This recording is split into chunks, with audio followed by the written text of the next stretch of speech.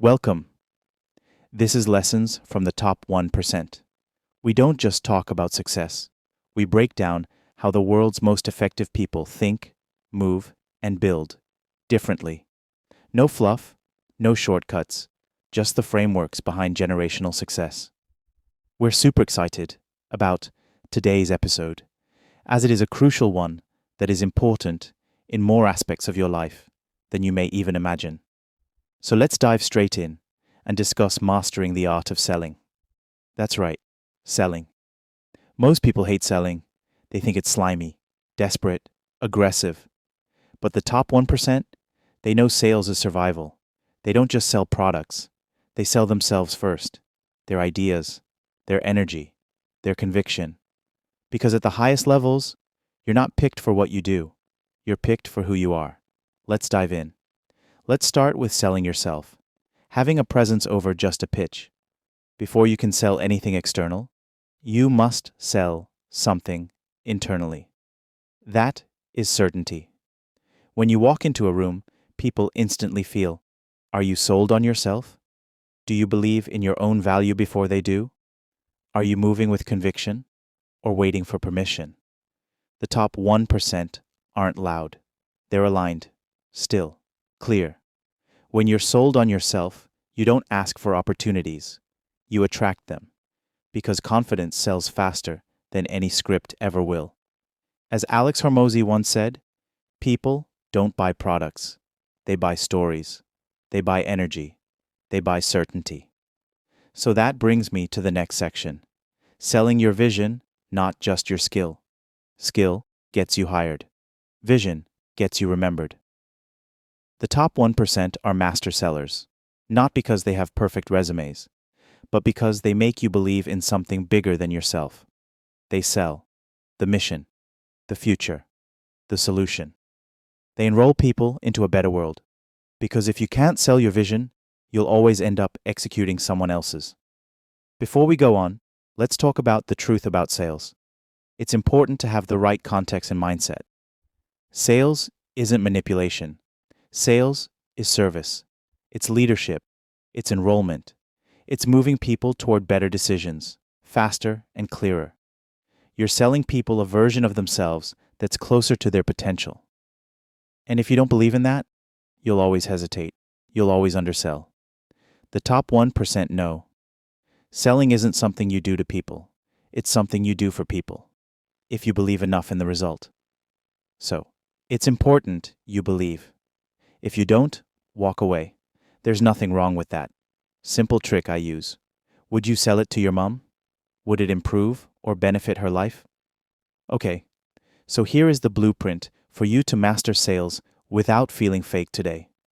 Here's how the top 1% actually move. 1. Sell yourself first. Own your strengths without apology. Walk into every room knowing no validation is needed. Secondly, lead with curiosity. Listen deeper than anyone else. Understand before you persuade. Third, frame the future. Paint the picture of what's possible with you involved. Sell transformation, not features. And finally, detach from outcomes. Neediness kills sales. Certainty without pressure is magnetic. Now, there's something else you need to know. The real sale only starts at the first number. Most people think a no means it's over. The top 1% know. A no is the beginning, not the end. A no doesn't mean they don't want it. You're wrong. You should quit. It simply means they haven't seen enough value yet. They haven't felt enough certainty yet. They haven't trusted themselves enough to say yes yet. A no is an invitation, not a rejection. An invitation to lead better, listen deeper. Uncover the real hesitation and solve it. The top 1% don't take no personally. They stay calm, they stay curious, they lean in and ask, what's missing for you? What would make this a yes? What's the biggest hesitation right now? Because selling isn't forcing, it's unblocking. If you master resistance, you master influence. Now, let's talk about closing the sale. Most people are scared to close, scared to ask, scared to lead the moment to a decision. But the top 1% understands something powerful. Momentum closes the deal. You don't rush people. You guide them. You build the conversation naturally toward yes, and you stack momentum. They ask a series of small, genuine questions that lead people forward. Does this feel like something that fits what you're aiming for? Would it make a difference if you had this in place? Are you ready to move forward and make this real? Each small yes snowballs. Each small yes builds psychological agreement. Because yes creates energy. Yes creates movement. And when the mind is nodding, the body follows. That's why the top 1% stay away from anything that forces no answers during a close.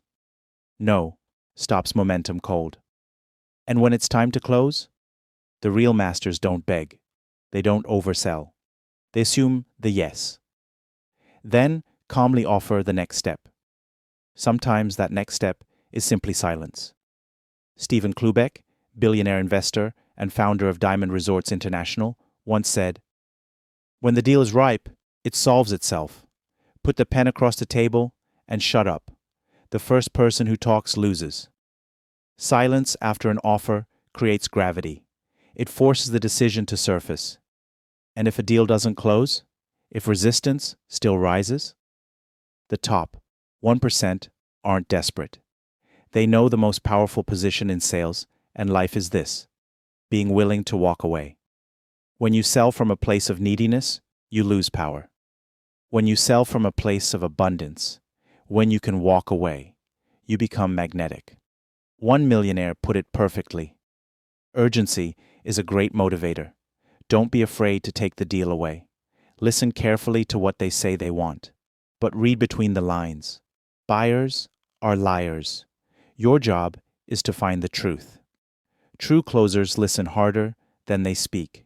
They move with calm urgency, not chaos. They protect their energy and their standards. Here's what it looks like when you don't quit after the first no, and you sell yourself instead of just your idea. There's a story about a young entrepreneur who couldn't land investors. His pitch, clean. His deck, polished. His numbers, perfect. Still, rejection after rejection, until one mentor finally told him, "You're selling us the business, but you're not selling you. We bet on founders, not spreadsheets." Next pitch, he spent 80% of his time selling belief. Why he was the person who would win no matter what. He closed $5 million in funding within 30 days. Why? Because people buy the person first, the offer second. You're always selling, whether you realize it or not. Selling your boss on your ideas, selling your friends on your vision, selling your partner on your future, selling strangers on why they should trust you with their time. If you're not selling consciously, you're selling unconsciously and losing ground. The top 1% master the art of the sell. They sell themselves, their energy, their certainty, their future.